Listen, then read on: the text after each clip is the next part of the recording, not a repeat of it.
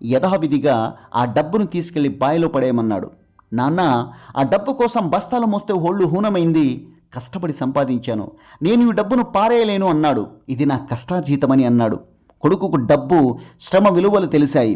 కొన్నిసార్లు కఠినమైన పరిస్థితుల నుండి జీవిత పాఠాలు నేర్చుకోవాలి. మనం ఖాళీగా ఉంటే ఎగతాళి చేసేవారు.